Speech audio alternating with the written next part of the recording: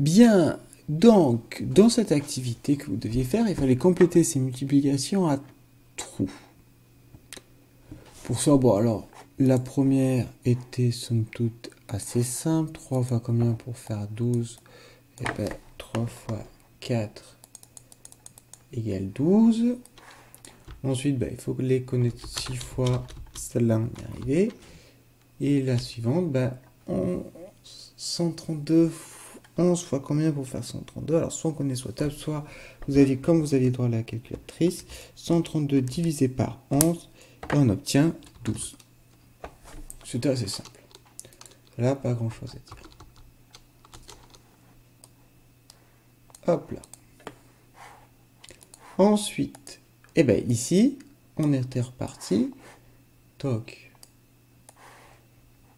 Et bien là, 4, 4 fois 1, 4, 4 fois 2, 8, ça veut dire que c'est entre 1 et 2. Donc le plus simple, c'était évidemment d'utiliser sa calculatrice. On trouvait 1,25. 3 fois combien pour faire 1,62? Donc 1,62 divisé par 3, on trouve 0,54. Et ensuite, il fallait faire ici 1,5 fois combien égale 11,6. Donc on fait 11,6 divisé par 1,45. Et la calculatrice nous dit que ça fait 8.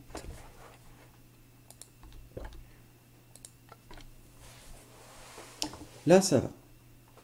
Le problème se pose un peu plus de la suite. Parce que 3 fois combien pour faire 2? Et bien, c'est compliqué. Parce que si je reprends ma calculatrice, 2 divisé par 3, ma calculatrice, moi, elle me dit que 0, il y a beaucoup de chiffres. Alors, si j'en mets qu'un, 3 fois 0,6, ça va faire 3 fois 6, 18, une virgule, ça va faire 1,8, ça fait pas 2, donc je peux pas écrire ça. Donc, si je rajoute 1, 6, 3 fois 0,66, on voit bien que 3 fois 6, 18, donc déjà, ça va finir par un 8, ça va faire 1,98, donc c'est pas 0,66, donc, et même si on recopie tous les chiffres que vous avez sur votre calculatrice, 1, 2, 3, 4, 5, 6, alors 1, 2, 3, 4, 5, 6, 7, 8, 9, moi ma calculatrice, 1, 2, 3, elle me dit que si je prends ça, ça marche. Eh ben, vous n'allez pas le croire, mais la calculatrice se trompe. Hop là.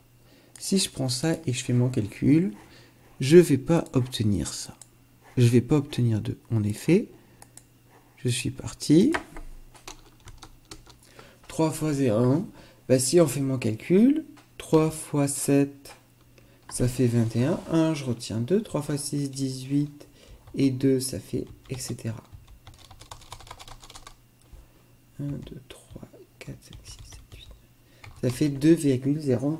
Ça fait pas 2. Alors oui, vous allez me dire, oh, c'est embêtant, c'est presque 2. Non, ben oui, mais moi, j'avais pas demandé presque 2, j'avais demandé 2. Comment faire? Hein? On a envie de dire, mais monsieur, c'est impossible. Mais si, c'est possible. Et le pire, c'est qu'en fait, votre calculatrice vous l'a dit. Si vous prenez votre calculatrice et que vous faites 2 divisé par 3, elle vous dit que ça fait 2 tiers. Et vous avez pris ça, vous avez dit, alors je mets ça sous forme de nombre, ça me donne ça. Mais pourquoi mettre sous forme de nombre? Ce qu'il faut bien comprendre, c'est que votre calculatrice vous dit ça parce qu'elle n'a pas plus de mémoire. Si je fais 2 divisé par 3, et vous pouvez essayer de le faire à la main, ça ne se terminera jamais. Alors, votre calculatrice, elle peut mettre que 10 chiffres après la virgule, donc elle s'arrête là, disant, bon, moi je m'arrête là, je ne peux pas aller plus loin. Et ce résultat est faux. Enfin, est faux. C'est une approximation, ça ne vaut pas exactement ça. 2 divisé par 3, ça vaut 0,6666666, une infinité de fois.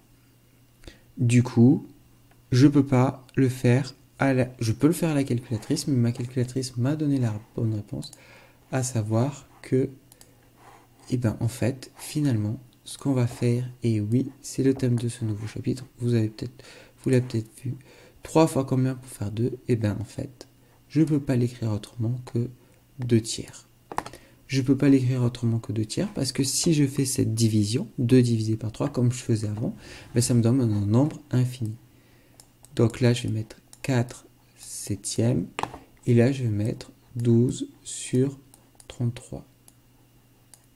Et en fait, c'est plus, on aurait même pu faire plus simple.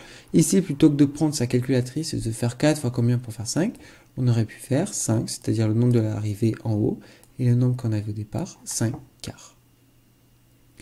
Voilà en fait juste à quoi servent les fractions. Les fractions, elles servent à écrire une fraction. Je vous l'ai déjà dit, on n'en a pas forcément beaucoup parlé, mais une fraction, c'est une division. Elle sert à écrire le résultat d'une division, elle traduit une division, et elle est très utile, notamment quand j'ai des divisions qui ne s'arrêtent jamais. Donc le nouveau thème, ça va être les fractions, et ne vous inquiétez pas, ça va être simple.